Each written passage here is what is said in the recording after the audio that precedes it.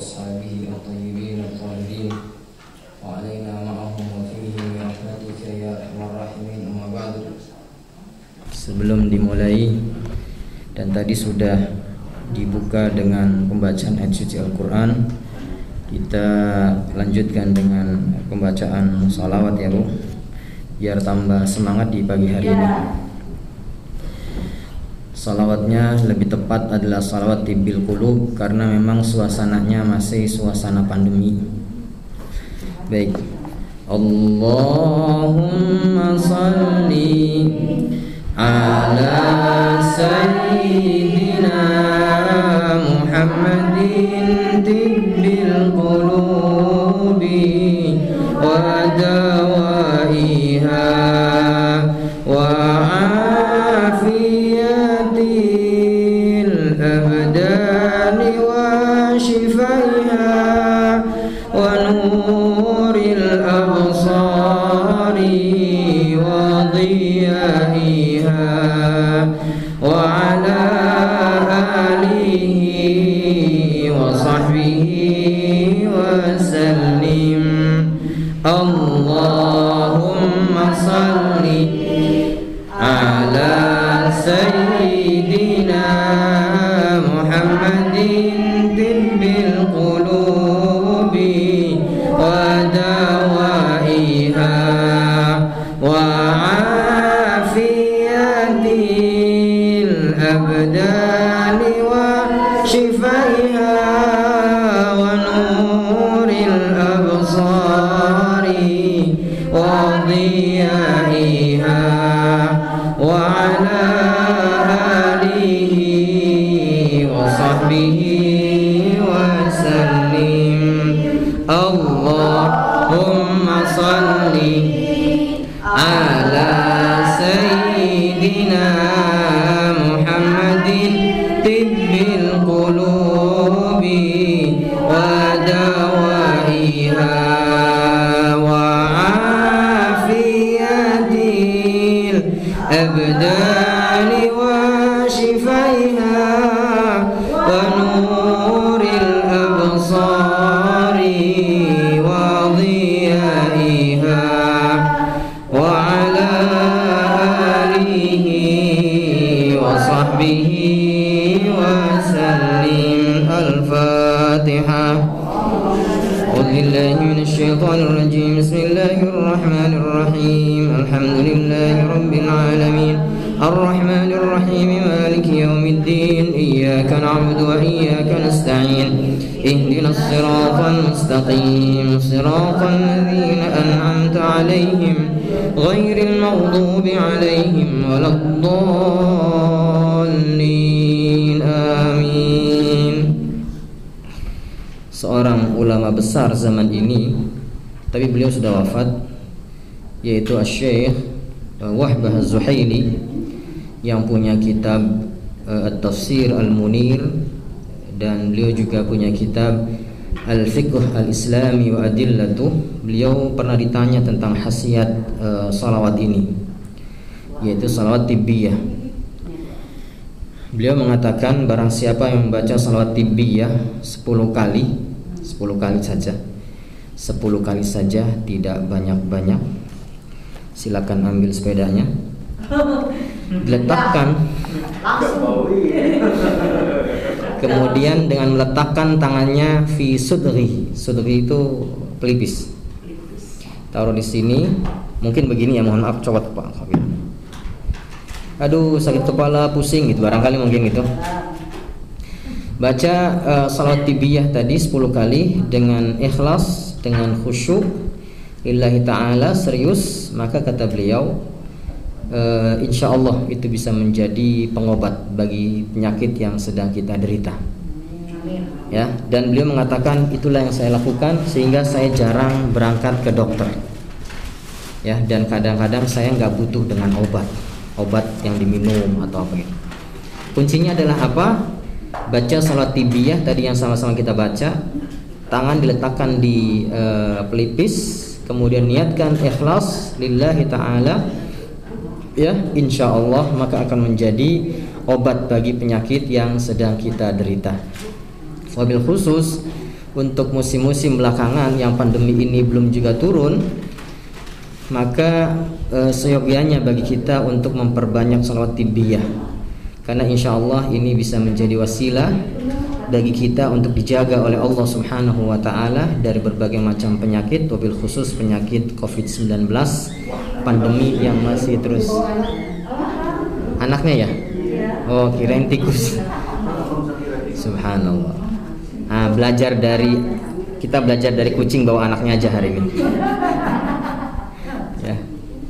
Ya, jadi itu bisa menjadi pengobat bagi penyakit yang sedang kita derita. Dan itu beliau sampaikan ini mujarrab, artinya ini sesuatu yang teruji.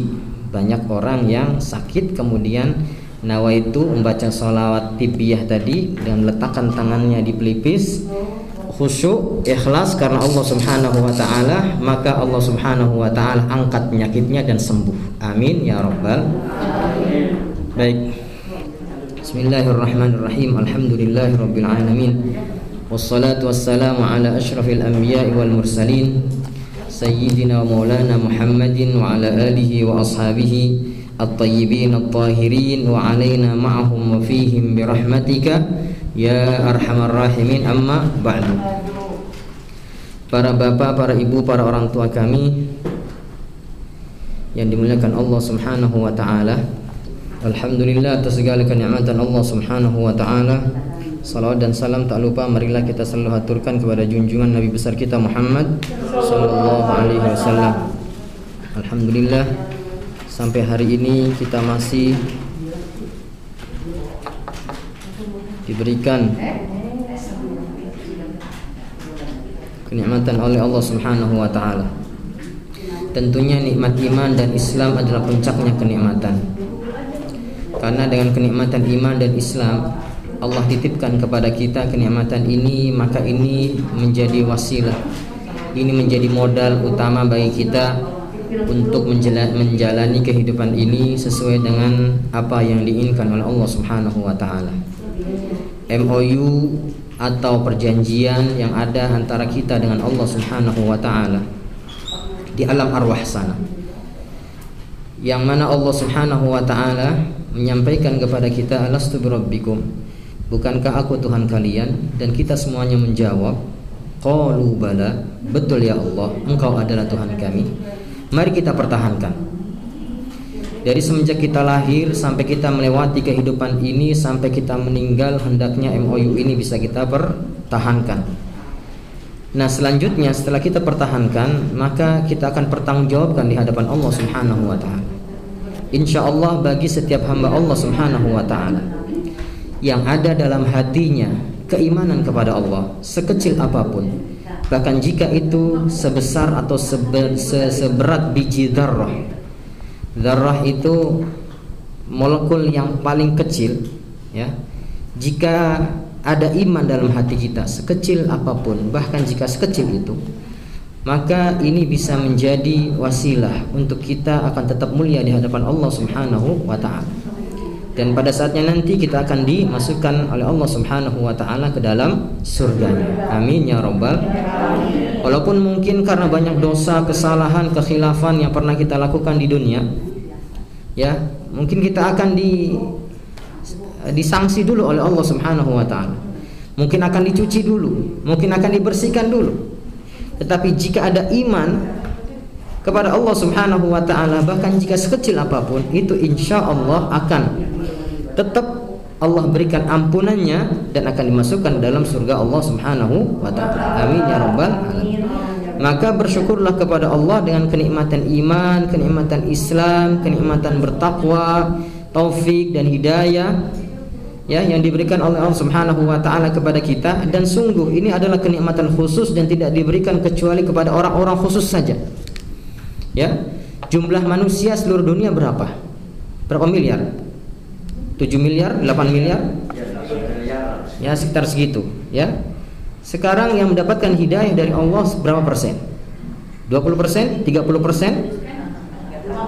50% dari jumlah? Ya.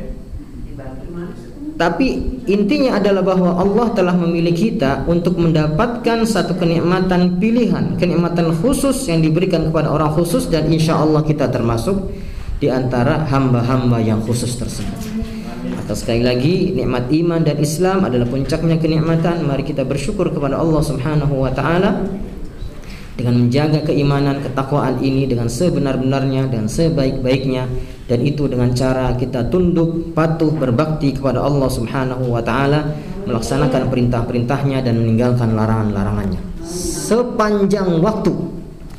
Selagi kita masih hidup, akal masih berada bersama kita, dan ruh belum melewati batas ghargharah, maka saat itu kewajiban kita adalah mempertahankan perjanjian yang ada antara kita dengan Allah Subhanahu wa taala, yaitu alastu birabbikum qalu bala syahidna. Kita pertahankan, maka insya Allah pada saatnya nanti kita akan mendapatkan kebahagiaan dan kenikmatan di sisi Allah Subhanahu wa taala. Jadi sifatnya seorang mukmin dalam beribadah adalah sepanjang hidupnya. Tidak ada istilah bahwa ibadahnya bersifat musiman.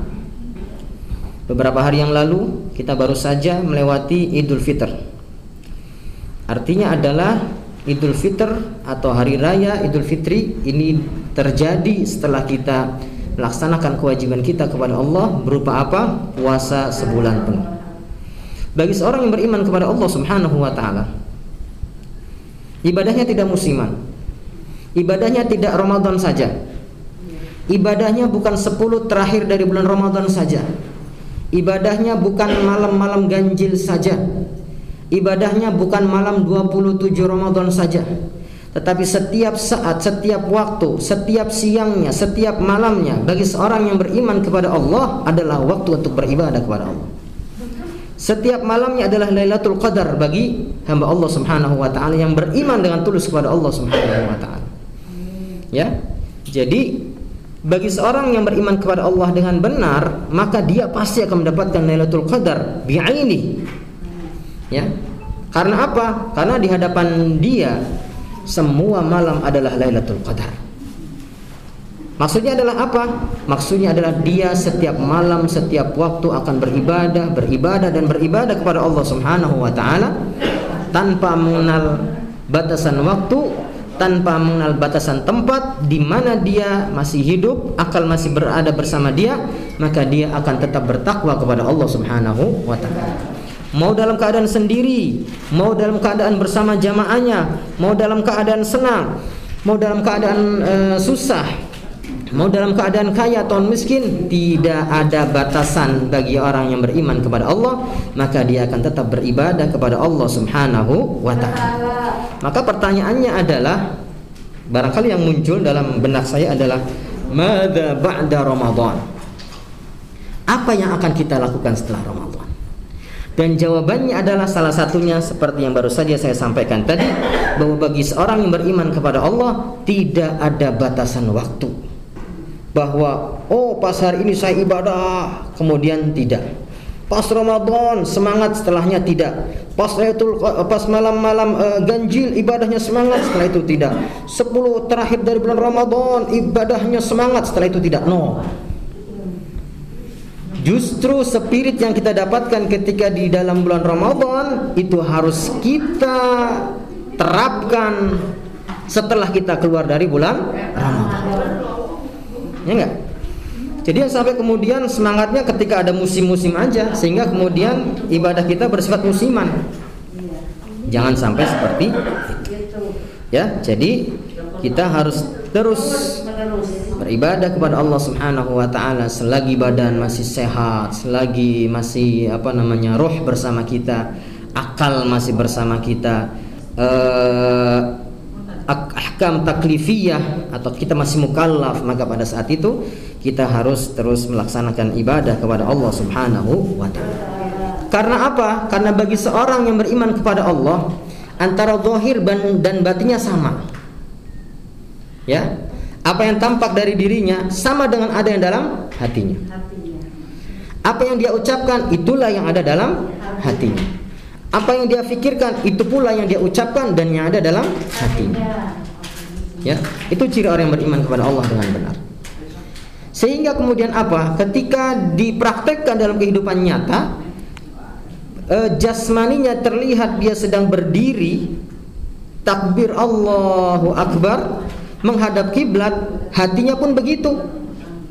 Bukan kemudian takbir Allahu Akbar tapi hatinya kesana kemari, pikirannya mikirin berbagai hal gitu kan, urusan-urusan.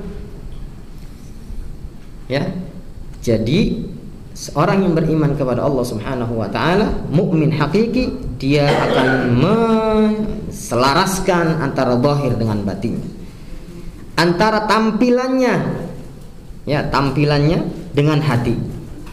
Jangan sampai kemudian tampilannya Masya Allah, ya, tapi kemudian hatinya berbeda dengan tampilannya.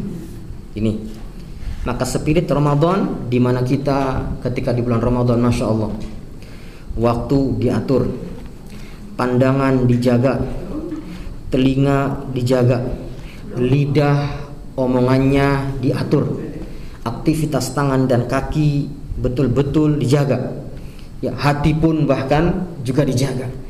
Spirit Ramadan yang seperti itu harus kita bawa terus di bulan Syawal, Dzulqa'dah, Dzulhijjah, Muharram, terus sampai kemudian ketemu Sya'ban, kemudian ketemu Ramadan lagi dalam keadaan seperti itu. Maka tepat Ramadan ila Ramadan kaffaratun lima bainahuma majtunibatil kabair. Maka antara satu Ramadan dengan Ramadan berikutnya bisa menjadi penghapus dosa di antara keduanya, dengan catatan tidak melakukan dosa besar. Karena apa? Spirit Ramadan yang telah berlalu terus dijaga, terus dibawa, sehingga kemudian bertemu lagi dengan bulan Ramadan yang lain, maka jiwanya, zahir batinnya terus terjaga, seakan-akan setiap bulan adalah Ramadan bagi dirinya.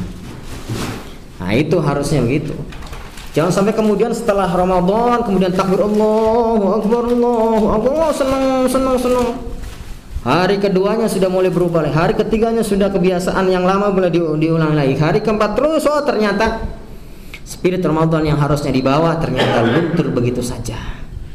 Sayang, sungguh sayang.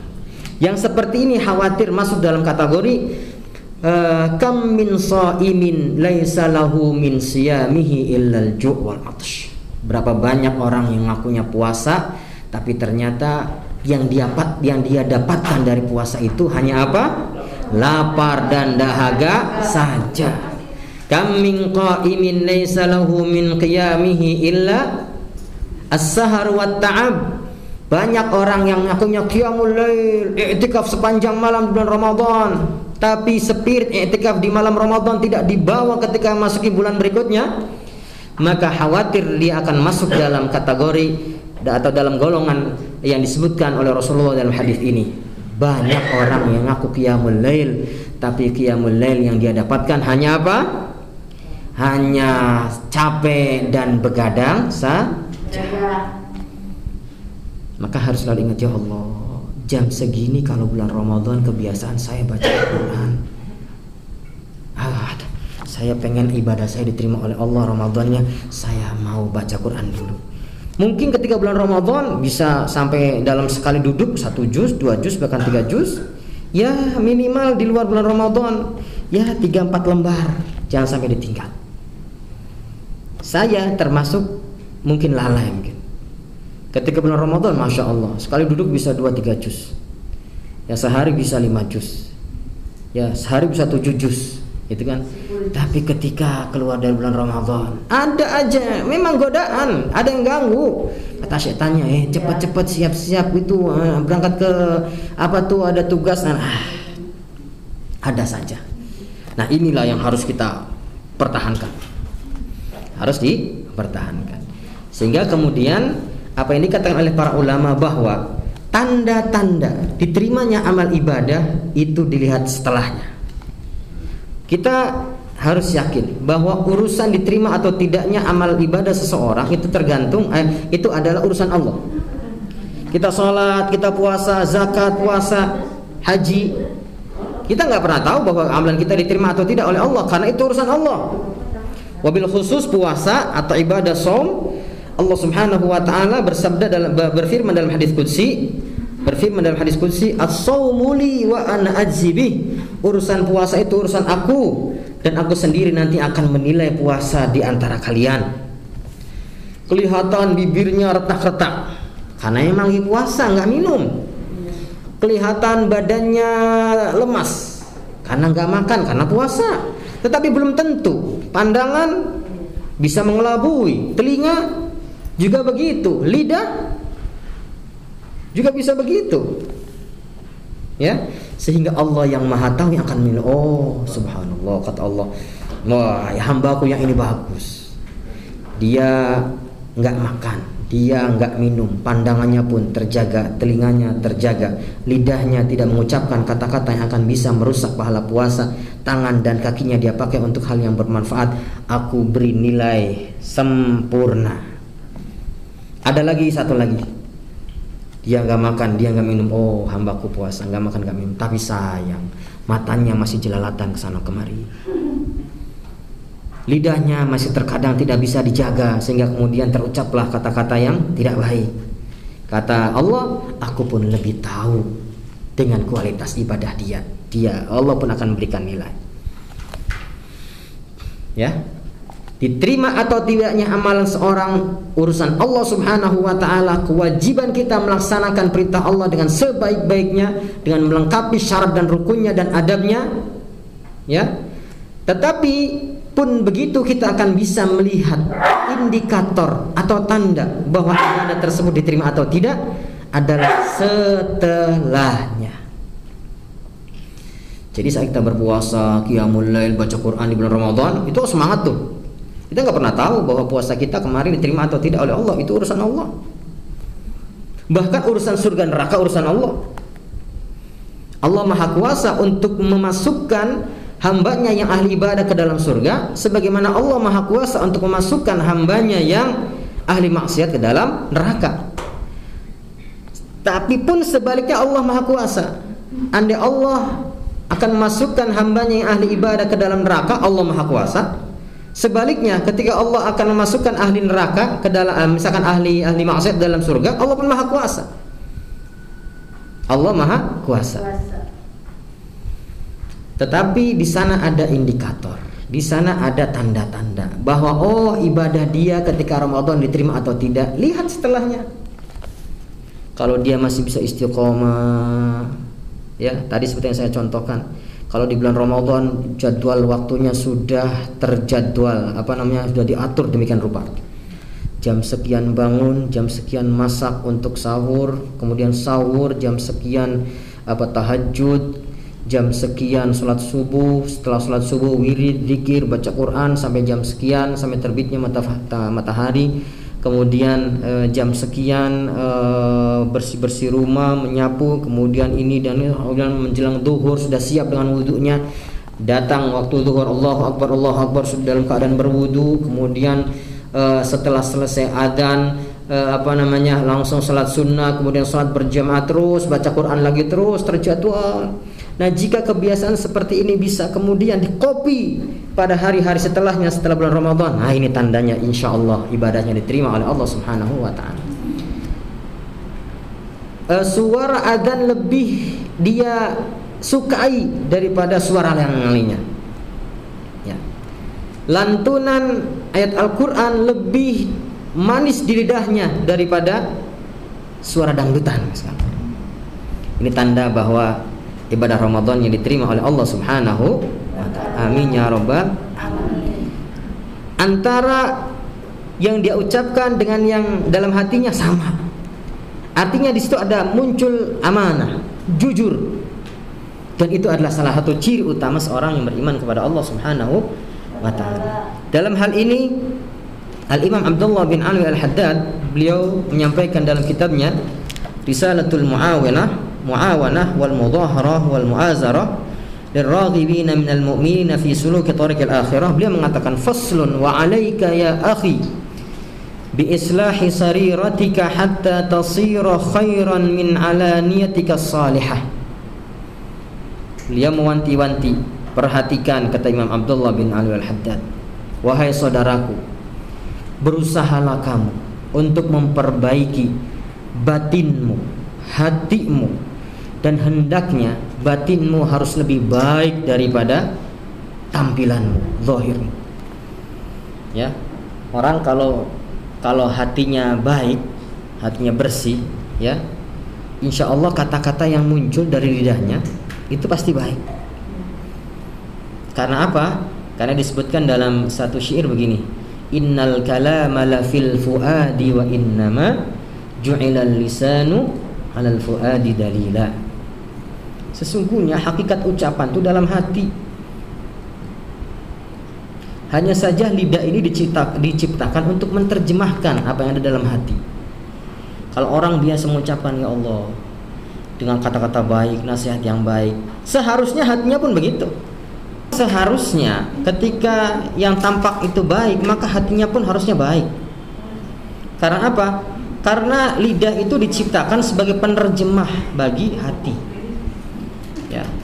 Sebagaimana orang jika hatinya kotor, banyak penyakit hati, maka yang keluar pun mungkin ya umpatan, caci, maki dan sebagainya. Makanya kata Imam Abdullah bin Ali al-Haddad, dia mengatakan, hendaknya kamu selalu berusaha untuk memperbaiki hatimu dan hendaknya wilayah batinmu harus lebih baik daripada zahirmu. Wa dzalika li'anna as-sarirata mawdi'u nadharil haq. Karena apa? Hati itu tempat Allah memandang. Jadi innallaha la yanzuru ila suwarikum. Allah tidak melihat tampilan kita. Mau setampan apapun saya, mau secantik apapun ibu, tidak menjadi barometer kemuliaan di sisi Allah Subhanahu wa taala. Karena yang akan menjadi barometer kemuliaan adalah hati kita. Ala wa inna fil jasadi mudghah. Idza saluhat saluhal jasadu kulluh wa idza fasadat fasadal jasadu kulluh. Ala wahyal qalb. Kata Rasulullah, ketahuilah bahwa dalam diri kita ada segumpal daging. Jika segumpal daging ini baik, maka baiklah seluruh anggota tubuh. Tetapi sebaliknya, jika segumpal daging ini rusak, maka rusaklah seluruh anggota tubuh. Ala wahyal qalb, dan itu adalah hati. Makanya saya katakan, jika hati ini baik, maka tampilannya pun akan menjadi baik. Jika hati ini baik, maka pandangannya terjaga. Jika hati ini baik, maka pendengarannya terjaga. Jika hati ini baik, maka lidahnya terjaga. Jika hati ini baik, maka tangan dan kaki ini terjaga. Ramadan adalah madrasah yang sangat berkualitas bagi kita untuk apa? Untuk memperbaiki zahir dan batin kita. Karena apa? Allah menyampaikan dalam hadis qudsi tadi, as-shaumu li wa an ajzibih. Puasa itu urusanku dan aku yang menilainya langsung. Karena apa? Karena tadi yang saya jelaskan, bisa jadi tampilannya Masya Allah kelihatan lebih lemas, tampilannya kelihatan lebih loyo, ya, bisa jadi seperti itu, tapi belum tahu dengan hati. Tapi kalau hatinya bersih, dia akan menampakkan hal-hal yang baik. Kelihatan ibadahnya lebih semangat, waktunya penuh dengan berzikir kepada Allah Subhanahu wa ta'ala. Akhlaknya yang muncul adalah baik, ucapannya baik. Selanjutnya, wal alaniyatu matma'u nadharil haq. Sedangkan tampilan luar ini, kata Imam Abdullah bin Al-Haddad, adalah hanya sebagai apa istilahnya, indikasi saja. Baik, wa ma dzakarallaha ta'ala sirra wal alana fi kitabih illa wa bada'a bi dzikri sirr. Wa ma dzakarallahu ta'ala as-sirra wal 'alana fi kitabih illa wa bada'a bi dzikri sirr. Dan tidaklah Allah Subhanahu wa ta'ala menyebutkan tentang zahir batin kecuali Allah Subhanahu wa ta'ala memulai dengan batin. Ini menunjukkan bahwa hendaknya yang harus kita perhatikan yang pertama adalah urusan batin kita, urusan hati kita, urusan kebersihan jiwa kita. Karena apa? Karena hati jika sudah baik, karena jiwa jika sudah bersih, maka zahir ini akan mengikuti. Dan itulah yang di cloning begitu saja oleh para pendiri bangsa kita. Ya, kita coba perhatikan Indonesia Raya, apa coba? Bangunlah apa? Jiwanya dulu, bangunlah badannya untuk Indonesia Raya. Di cloning begitu saja, dan para pendiri bangsa kita sangat tahu Maju mundurnya bangsa itu dari jiwanya penduduknya dulu. Kalau jiwanya sudah baik, maka zahirnya gampang. Para pemimpin kita ini, ya, kalau jiwanya baik, hatinya baik, negara makmur, sejahtera. Ya, para pengambil kebijakan itu, kalau jiwanya baik, kalau hatinya baik, jauh dari penyakit hati, negara makmur, sejahtera, aman, damai. Ya, ya. Ramadan adalah madrasahnya. Sekarang tinggal kita ini masuk ke bulan Syawal, Dzulqa'dah, Dzulhijjah, Muharram, Safar, Rabiul Awwal, Rabiul Tsani, terus sampai ke sini. Ini pelajaran yang sudah kita dapatkan di bulan Ramadan, dipraktekkan atau enggak nih? Ya, amin ya robbal alamin. Pokoknya kita mah nggak punya kemampuan apapun. Ya, kita nggak punya kemampuan apapun. Yang maha mampu adalah Allah Subhanahu wa Ta'ala. Satu-satunya adalah kita memohon kepada Allah Subhanahu wa Ta'ala, kemudian kita bekerja keras menjadi diri pribadi yang baik. Ya. Baik, wa kana min du'aihi alaihi salatu wassalam, termasuk di antara doanya Rasul sallallahu alaihi wasallam adalah sebagai berikut: Allahumma ij'al sarirati khairan min alaniyati waj'al alaniyati salihah. Jadi salah satu di antara doanya Rasul sallallahu alaihi wasallam adalah berbunyi, Allahumma ij'al, wahai Allah, jadikanlah sarirati, jiwaku, batinku, khairan, lebih baik, min alaniyati, dari tampilanku, waj'al alaniyati salihah, dan jadikanlah tampilanku, hal-hal yang nampak dari diriku, salihah, baik. Amin ya rabbal alamin. Allahumma, ayo ikut ayo. Allahumma ij'al, Allahumma ij'al sarirati khairan min alaniyati waj'al alaniyati salihah. Amin ya rabbal. Wa mata salahatis sariratu salahatil alaniyatu la mahalah. Ketika batin sudah baik, maka niscaya zahir pun akan menjadi baik. Itu sudah pasti. Ya. Jadi ketika batin sudah baik, maka zahir pasti akan ke bawah baik. Amin. Amin ya rabbal alamin. Ustaz, ini apa Ustaz? Hah? Ini apa tadi itu yang dibaca? Doa. Kalau bisa nanti Allah. Ini urusannya Pak Bambang. Udah sarser. Saya banyak PR sarser, nggak pernah ngirim share. Niatnya yang apa, buat apa gitu. Iya, doa aja, doa Nabi ya. Allahumma ij'al sarirati khairan min alaniyati waj'al alaniyati salihah. Urusan share, urusannya Pak Bambang. Pak Bambang nanti buat aja. Pak Bambang share aku. Iya. Ustaz, kalau kita dengar Allahumma sholli ala udah ada. Kamu yang tadi artinya? Allahumma innaka afuwun tuhibbul afwa. Ya. Artinya teh alhamdulillah Pak Ustaz ya abi. Ya teh teh. Alhamdulillah. Kalau saya tuh alhamdulillah cepet gitu ya teh. Dan doa itu dibaca setelah Ramadan pun nggak apa-apa. Ya, lanjut. Ya, pas sujud ya. Jadi begini, kebiasaan para ulama salaf itu, ya, 6 bulan setelah Ramadan itu berdoa. Berdoanya apa? Memohon agar Ramadan yang telah berlalu diterima. 6 bulan itu. Termasuk Allahumma innaka afuwwun, terus dibaca. Nah, setelah 6 bulan, kemudian 6 bulan berikutnya itu berdoa lagi. Semoga apa? Dipertemukan bulan Ramadan. Ya, jadi berdoa tidak berhenti, berdoa tidak dibatasi dengan waktu dan tempat. Tiap hari para ulama ya. Harapannya adalah apa? Karena kekhawatiran jangan-jangan ibadahnya kurang, jangan-jangan puasanya enggak diterima, jangan-jangan.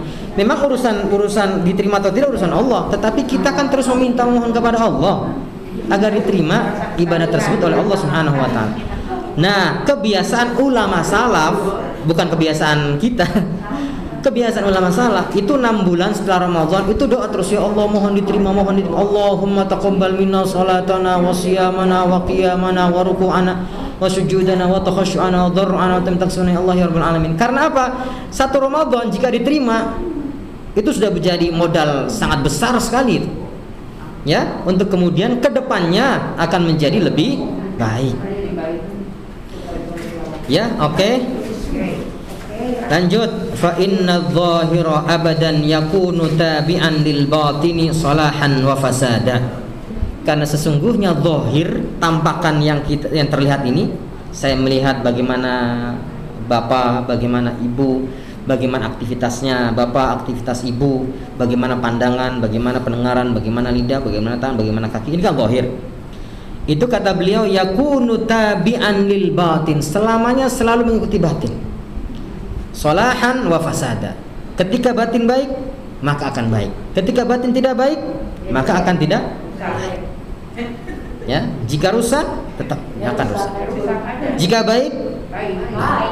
Jika rusak, nah itu. Makanya ini doa dari Nabi SAW sangat baik sekali, sangat bagus sekali. Mari kita baca. Doa sangat banyak, tetapi sekali-kali baca doa ini. Kemudian baca lagi doa yang lainnya, baca lagi doa yang lainnya.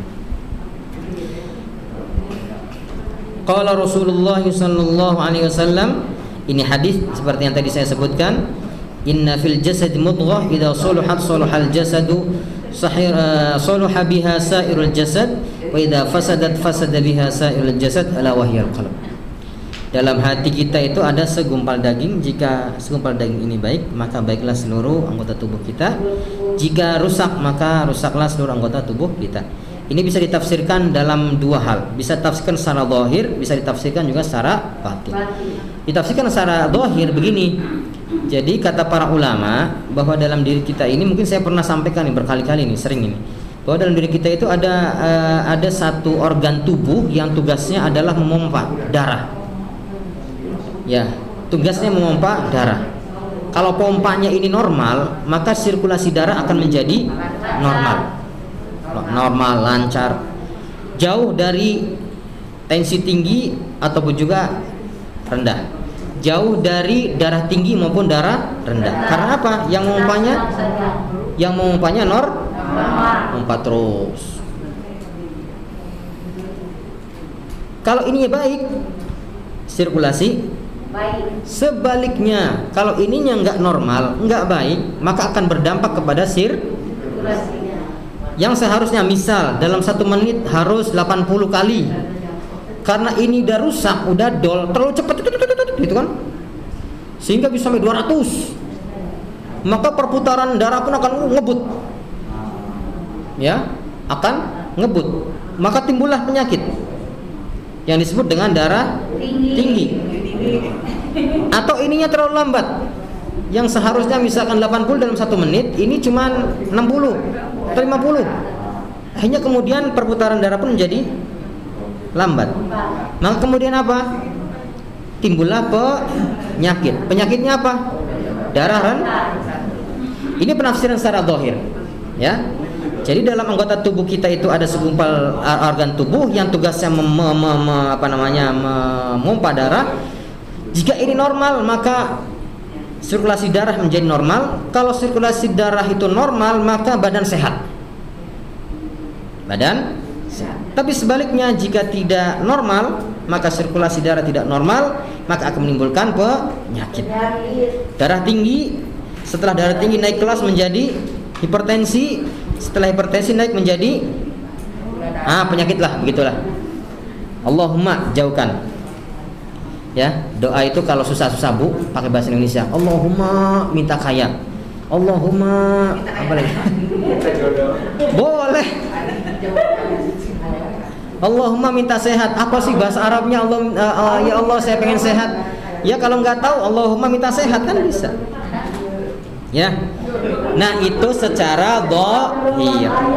Secara batinnya seperti yang tadi kita jelaskan, hati ini kalau baik maka segala aktivitas yang tampak dari kita akan menjadi baik.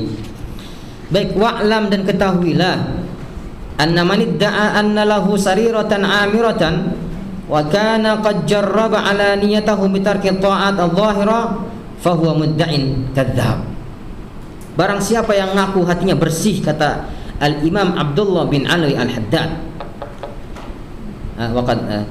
akan tetapi ternyata ibadahnya nggak betul, ngaku wali tapi kemudian nggak sholat misalnya. Oh, sholat saya di Mekah, pas bulan puasa dia makan, dia minum, ngakunya wali, gitu ya.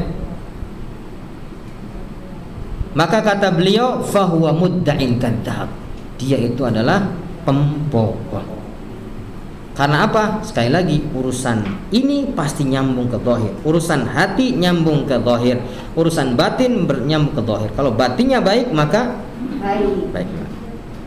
Wa man ijtahada fi islahi alaniyatihi bi tahsini zayyihi wa hay'atihi wa taqwimi lisanihi wa wazni harakatihi wa sakanatihi fi qu'udihi wa qiyamihi wa mishyatihi wa taraka batinahu mashhunan bi khaba'ithil akhlaq wa radha'il فهو من أهل التصنع والرياء المعرضين عن المولى.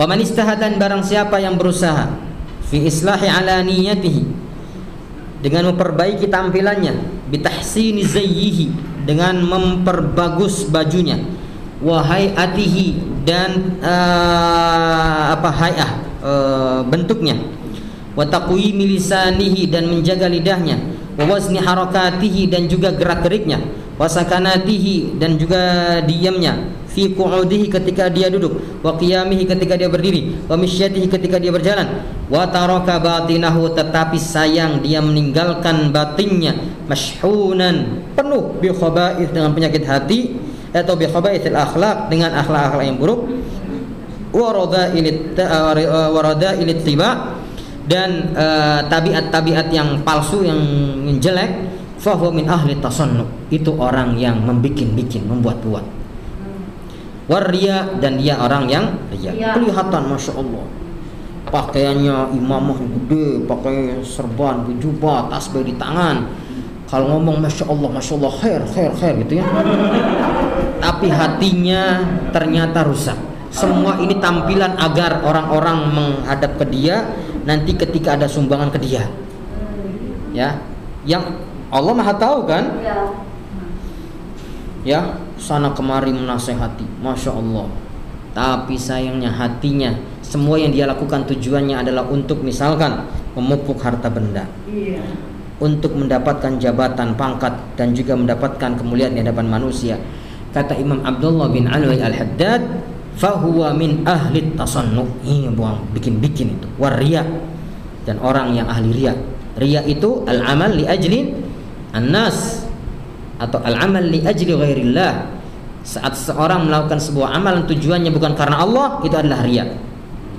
Al-mu'ridina 'anil maula, orang yang berpaling dari Allah Subhanahu wa ta'ala. A'udzubillahi min dzalik. Maka sekali lagi, antara hati dan antara zahir dan batin harus sinkron, harus sama, harus klop. Ya, jangan sampai zahirnya kelihatan bagus tapi batinnya jelek.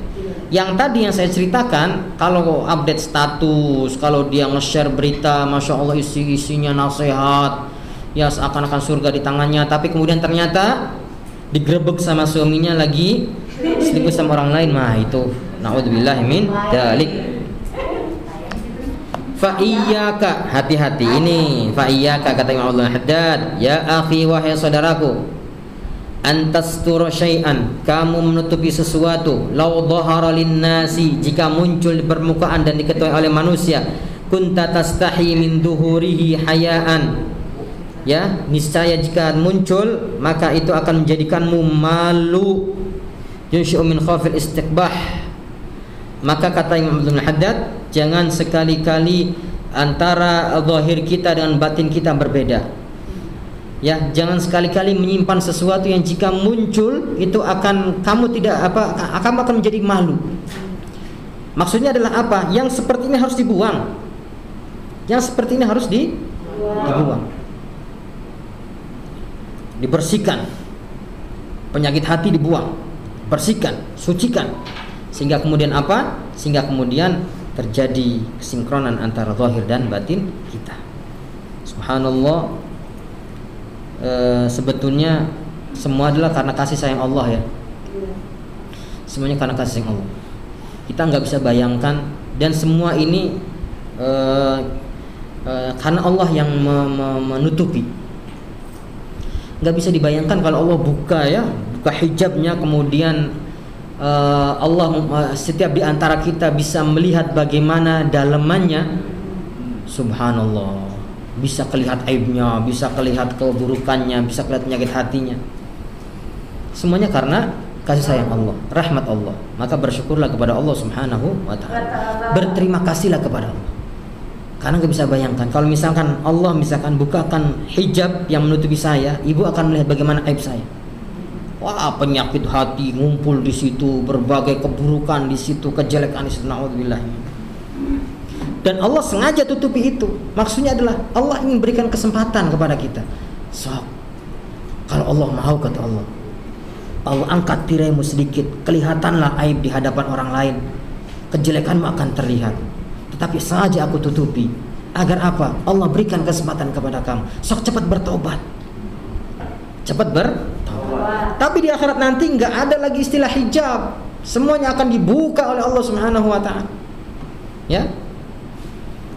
Buku catatan amal akan diberikan. Kemudian akan dibacakan di depan khalayak. Apapun yang pernah kita lakukan. Kebaikan akan dibacakan, sebagaimana keburukan pun akan dibacakan. Maka ayo, mumpung selagi Allah masih tutupi aib ini, maka jangan dibuka aib ini. Ya. Tidak boleh membuka aib antar sesama.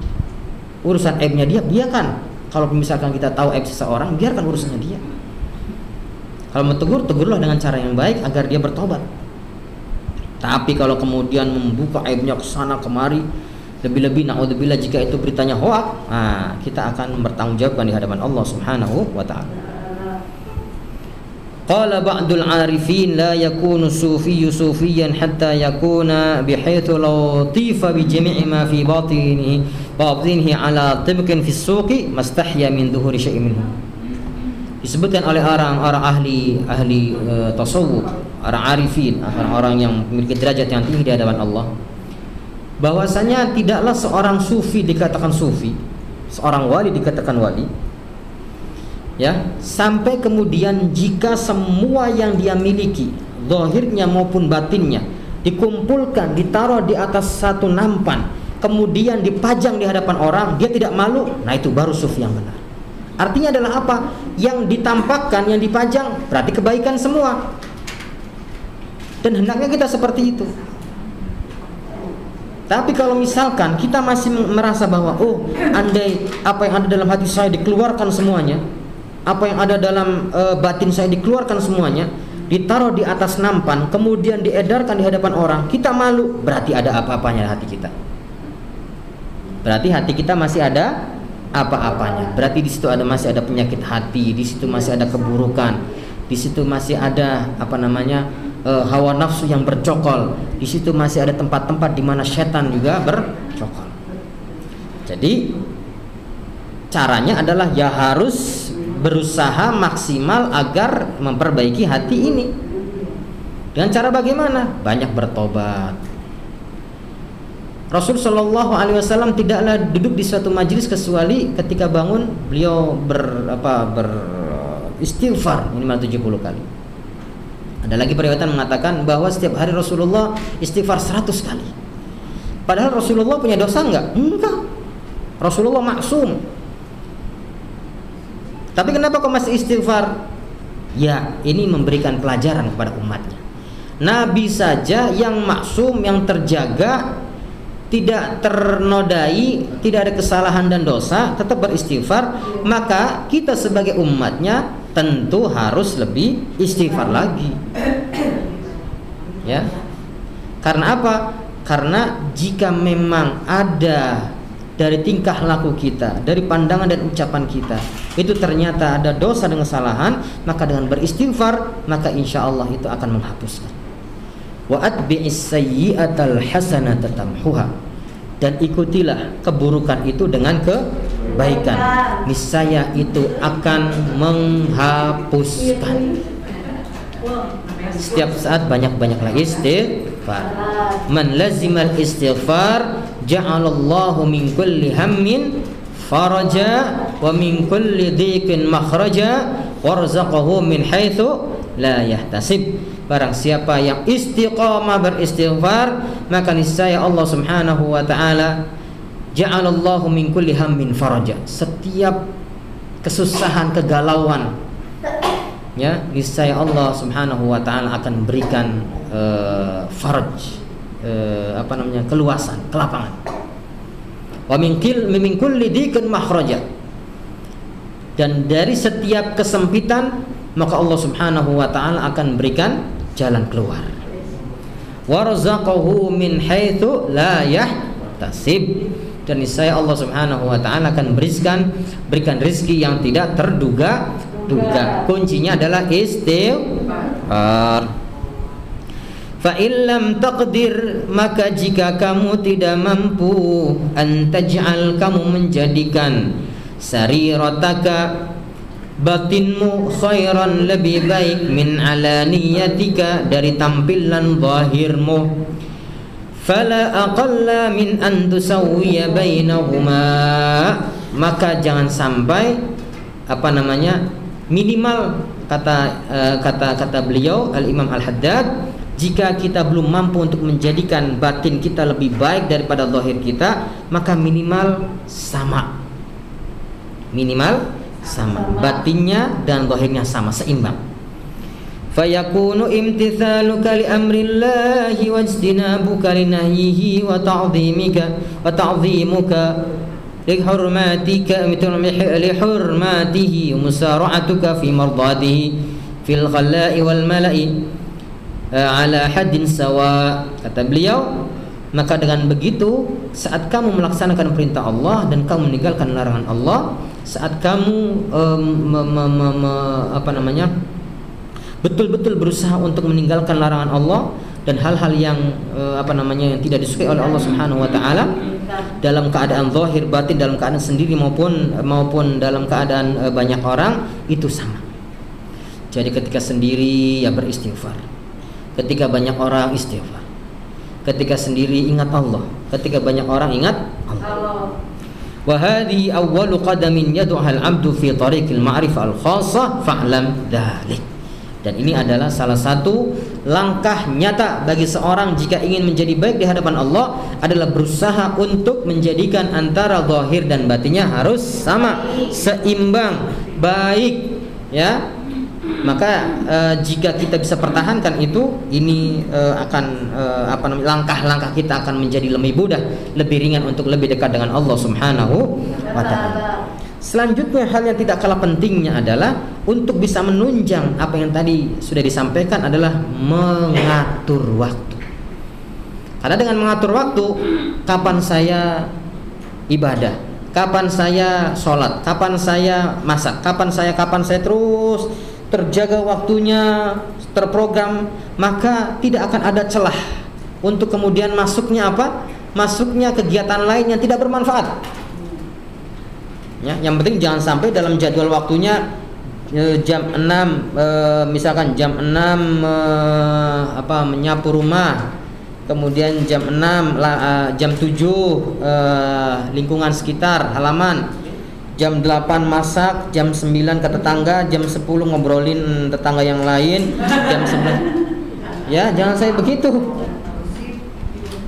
Terjadwal juga waktunya, tapi sayang terjadwalnya tidak baik. Maksudnya adalah terjadwal baik.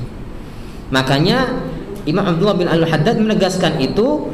Beliau mengatakan, wa 'alaika bi imarati awqatika bi wadhaifil ibadat. Harus kewajibanmu untuk menghidupkan waktu-waktumu bi wadhaifil ibadat, dengan tugas-tugas ibadah. Ya, karena untuk bisa sampai kepada batin kita lebih baik daripada zahir kita, maka salah satunya adalah dengan mengatur waktu kita. Karena kalau waktunya sudah terjadwal, insya Allah tidak akan ada perbuatan-perbuatan lain yang kemudian akan menjadi tidak baik dalam kehidupan kita. hatta la tamurra sa'atan min lailin aw naharin illa wa takuna laka fiha wadhifatun al-khairi tastaghriquha biha fabidzalika tadharu barakatul awqat. Ya, kata beliau, sehingga tidaklah kita melewati satu waktu dari kehidupan kita, entah itu malam, entah itu siang, ya, kecuali bahwa waktu tersebut diisi dengan tugas-tugas kebaikan, tugas-tugas ibadah. Dengan begitu maka waktu kita akan menjadi berkah. Orang usianya sih nggak panjang, hanya sekian tahun saja, tetapi kemudian berkahnya terlihat. Al-Imam Asy-Syafi'i itu usianya hanya 54 tahun. Imam Syafi'i itu usianya hanya 54 tahun, tetapi ilmunya berkah, muridnya berkah, sampai kemudian dari ilmunya, karangannya, muridnya berkah berlanjut. Muridnya punya murid, muridnya punya murid, terus sampai akhirnya ke kita. Sudah berapa juta bahkan berapa miliar yang sudah mengambil ilmunya Imam Syafi'i. Ya tentunya enggak langsung ngambil dari Imam Syafi'i, tapi kan ketika ilmu itu punya sanad, saya dari guru saya terus sampai kepada Imam Syafi'i, itu sama aja dengan saya mengambil ilmu Imam Syafi'i. Karena apa? Karena Imam Syafi'i mengajarkan kepada muridnya, muridnya mengajarkan kepada muridnya lagi, kepada muridnya lagi, kepada muridnya lagi, sampai kepada kita. Berkah. Usia hanya 54 tahun, tapi keran kebaikan terus mengalir kepada beliau. Setiap orang membaca kitab yang kemudian pembacaan kitab tersebut bersumber dari gurunya dari gurunya lagi sampai kepada Imam Syafi'i dapat bagian dari kebaikan. Al-Imam Nawawi itu usia hanya 45 tahun. 45 tahun. Bahkan beliau karena begitu sibuknya dengan ilmu sampai nggak sempat menikah. Al-Imam Nawawi. Tapi keberkahan waktunya sampai ada orang meneliti, ulama pada zamannya, jika dibagi antara usia beliau yang hanya 45 tahun dengan karangannya, maka itu mustahil mampu untuk bisa menulis seperti itu, karena saking banyaknya karangannya.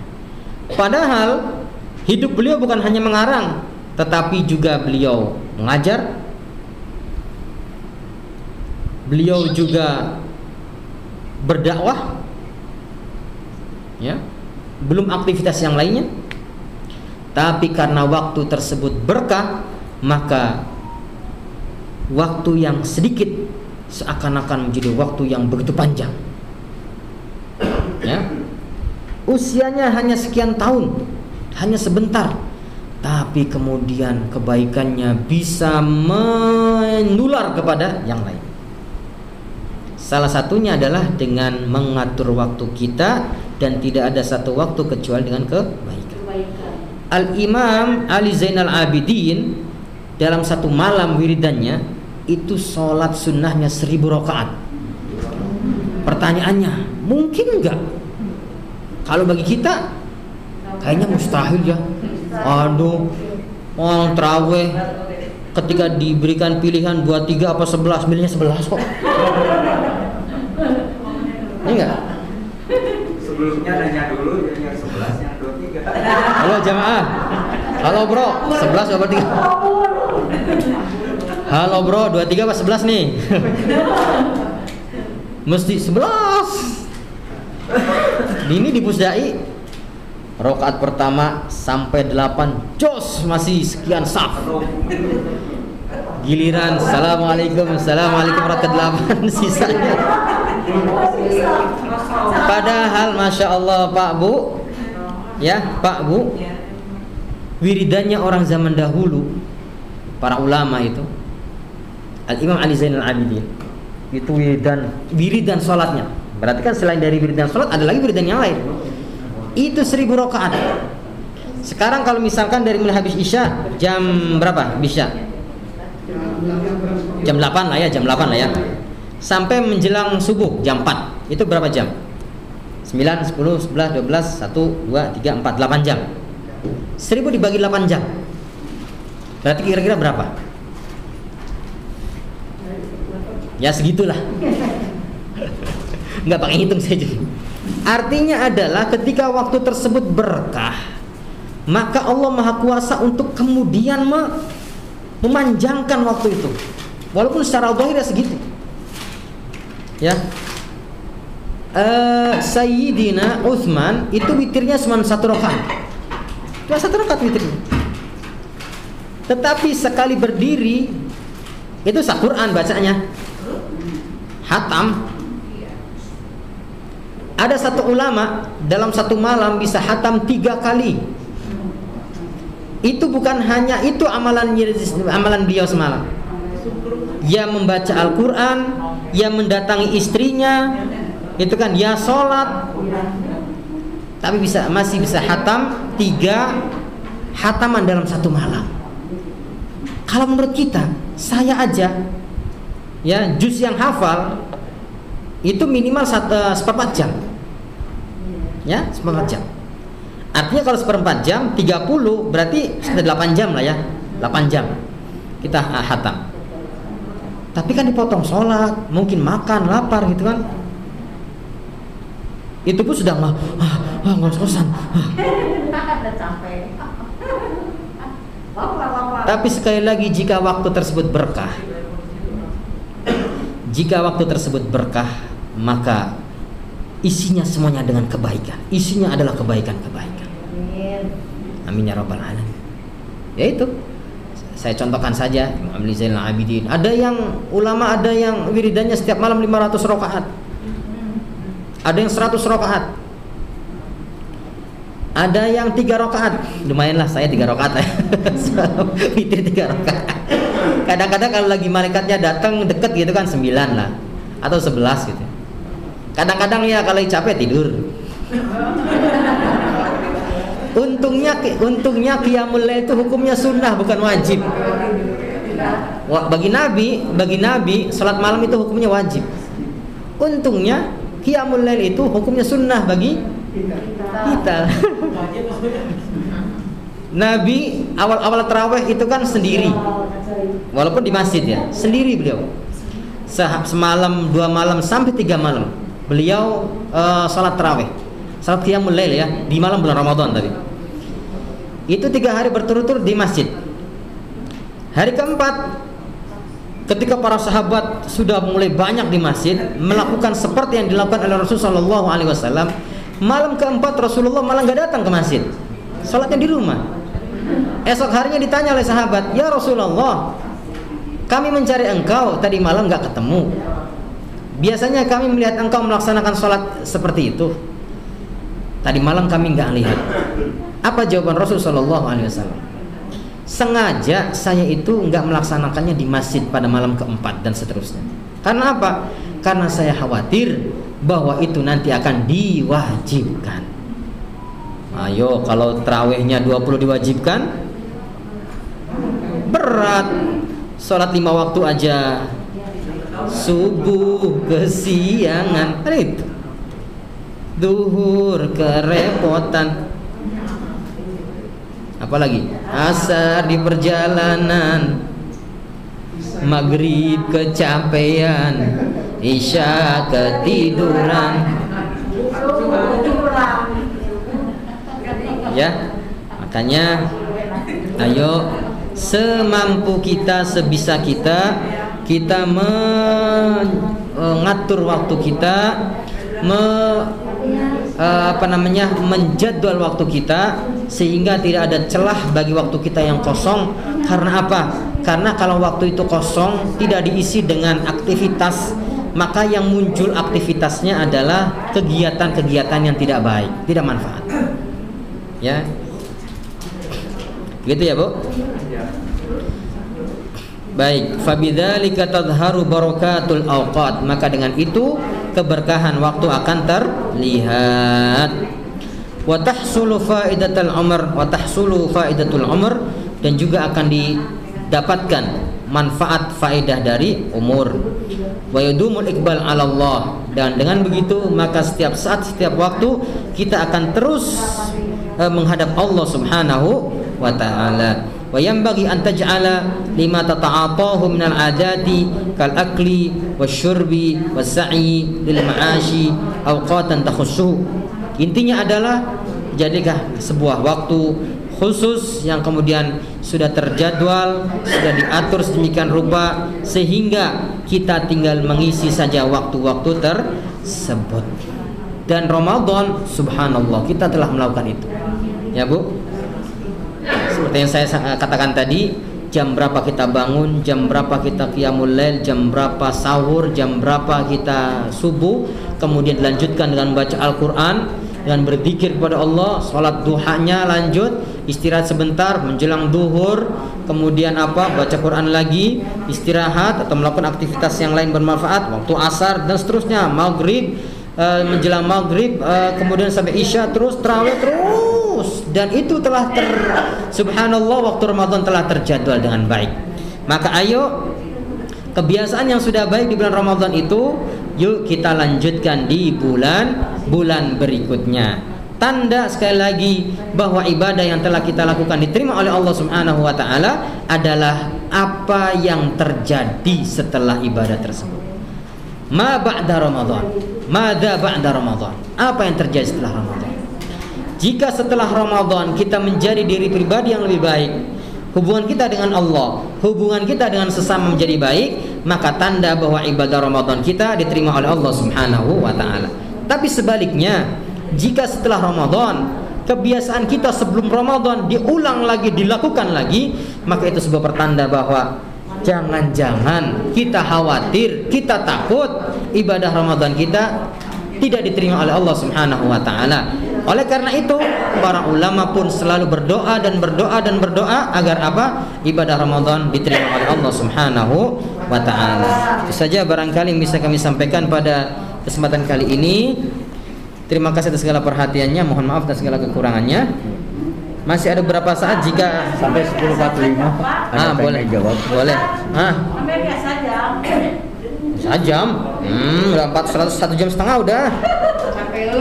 Masih ada waktu 1/4 jam lagi. Kalau mau ada yang curhat, insya Allah menjadi teman curhat yang baik saya. Kalau tidak, saya suka. Lebih cepat, lebih baik. Eta naon? Allah. Ya, insya Allah nanti. Ya, insya Allah nanti, insya Allah. Ya. Sudah cukup saja. Nah, mangga. Tapi sebelum itu, karena kita ini kan pertemuan perdana setelah Ramadan, Idul Fitri, maka secara pribadi saya mengucapkan minal aidin wal faizin, mohon maaf lahir dan batin, selamat Idul Fitri walaupun sudah lewat. Nggak apa-apa. Dengan ini saya ingin melengkapi apa-apa yang sudah kita sama-sama lakukan di bulan Ramadan, bahwa insya Allah dengan bulan Ramadan hubungan kita dengan Allah Subhanahu wa taala menjadi baik. Ya. Dan kita pun ingin agar hubungan antar sesama kita menjadi baik. Maka pada momen yang sangat indah ini saya memohon maaf yang sebesar-besarnya. Mohon dimaafkan zahir batin, lahir batin. Semoga dengan saling memaafkan ini, maka ibadah kita di bulan Ramadan menjadi lebih sempurna. Amin ya rabbal alamin. Baik, saya kira cukup sampai sini Pak Bambang ya. Doa. Baik, kita berdoa kepada Allah Subhanahu wa taala. Wabil khusus doa kita adalah karena pandemi masih juga belum merendah, ya, belum melandai, bahkan masih tinggi. Bahkan pasca mudik ini ada klaster-klaster baru, termasuk adalah klaster keluarga. Maka kita mari berdoa kepada Allah Subhanahu wa taala dengan seikhlas-ikhlasnya, dengan setulus-tulusnya kita mohon kepada Allah Subhanahu wa taala agar kita, keluarga kita, suami, istri, anak-anak kita, tetangga kita, dan secara umum bangsa Indonesia dijaga oleh Allah Subhanahu wa taala dari pandemi ini. Dan semoga Allah Subhanahu wa taala segera mengangkat virus ini. Mungkin sudah terlalu lama dia telah melaksanakan tugasnya, maka sudah saatnya dan waktunya ya Allah, angkatlah penyakit ini, angkatlah virus ini, sehingga kami bisa kembali hidup normal, wabil khusus kita bisa beribadah secara normal lagi. Bismillahirrahmanirrahim. Alhamdulillahi rabbil alamin, hamdan yuwafi ni'amahu wa yukafi mazidah. Ya Rabbana lakal hamdu kama yanbaghi li jalali wajhika wa 'azimi sultanik. Subhanaka la nuhsi thana'an 'alayka anta kama athnayta 'ala nafsik, falakal hamdu hatta tarda wa lakal hamdu idza radita wa lakal hamdu ba'da ar-ridha. اللهم صل على سيدنا محمد طب القلوب ودوائها وعافية الأبدان وشفائها ونور الأبصار وضيائها وقوت الأرواح وغذائها وعلى آله وصحبه وسلم. اللهم إنا نسألك رضاك والجنة ونعوذ بك من سخطك والنار. اللهم إنك عفو كريم تحب العفو فاعف عنا يا كريم. اللهم تقبل منا صلاتنا وصيامنا وقيامنا وركوعنا وسجودنا وتخشعنا وتضرعنا وتمم تقصيرنا يا الله يا رب العالمين. اللهم إنا نسألك العافية في الدنيا والآخرة. اللهم إنا نسألك العفو والعافية والمعافاة الدائمة في ديننا ودنيانا وأهلنا وأموالنا. اللهم استر عوراتنا وآمن رعاتنا. اللهم احفظنا من بين أيدينا ومن خلفنا وعن أيماننا وعن شمائلنا ومن فوقنا ونعوذ بعظمتك نغتال من تحتنا. ربنا آتنا في الدنيا حسنة وفي الآخرة حسنة وقنا عذاب النار. وصلى الله على سيدنا محمد وعلى آله وصحبه وسلم. سبحان ربك رب العزة عما يصفون وسلام على المرسلين والحمد لله رب العالمين. الفاتحة. بسم الله الرحمن الرحيم. المغضوب عليهم ولا الضالين. آمين. Terima kasih atas segala perhatiannya. Mohon maaf atas segala kekurangannya. Wallahul muwaffiq ila aqwamit thoriq. Wassalamualaikum warahmatullahi wabarakatuh.